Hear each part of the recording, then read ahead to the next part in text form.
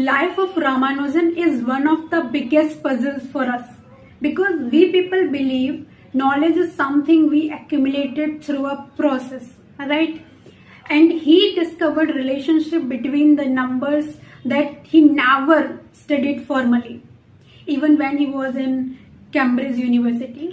जो western mathematicians हैं उन्होंने उनसे पूछा उनका डिटेल प्रूफ के बारे में, तो वो उसको प्रूफ नहीं कर पाए। इसका मतलब है कि वो बिना जर्नी को तय किए डेस्टिनेशन देख सकते थे और उन्होंने उस डेस्टिनेशन को डायरेक्टली वहां लिख दिया। एंड यहाँ पे एक जो उनका बहुत फेमस स्टेटमेंट है वो ये कि an equation for him has no meaning unless it expresses a thought of God। Means उन्होंने जो कुछ भी नॉलेज था उसको लेके अपने आप को एज अ अथॉरिटी कभी रिप्रेजेंट नहीं किया। He represented himself as an instrument.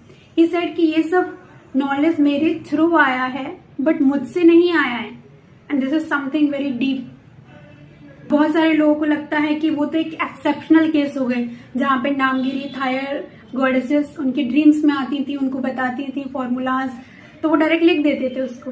But actually ये कंप्लीट ट्रुथ नहीं है, क्योंकि कैम्ब्रिज यूनिवर्सिटी में उनके आसपास जो लोग रहते थे, उनकी फैमिली, उनके रिलेटिव्स, जानने वाले जो लोग थे, उन्होंने इस बात को वेरीफाई किया है कि वो कंप्लीटली एब्जॉर्ब थे मैथमेटिक्स में।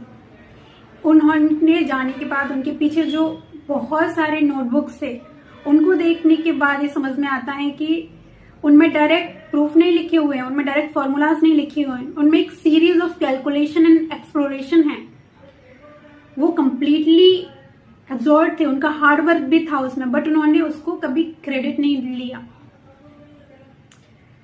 अब उनके केस में यहाँ दोनों चीजें थी, इंट्यूटिव पावर भी थी और एनालिसिस भी थी, क्योंकि इंट्यूशन विदाउट वेरिफिकेशन इल्यूजन हो सकती है एंड एनालिटिकल माइंड बिना इंट्यूशन के मैकेनिकल हो सकता है। इस बात को आइंस्टीन ने डिफरेंट वर्ड्स में कहा है कि इंट्यूटिव माइंड एक गिफ्ट है बट एक एनालिटिकल माइंड एक फेथफुल सर्वेंट है।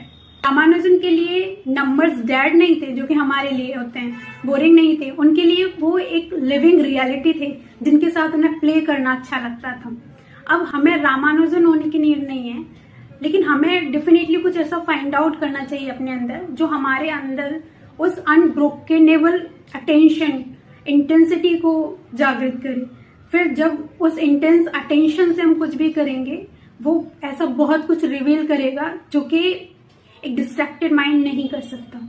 And one more point is कि formal education and intelligence both are different.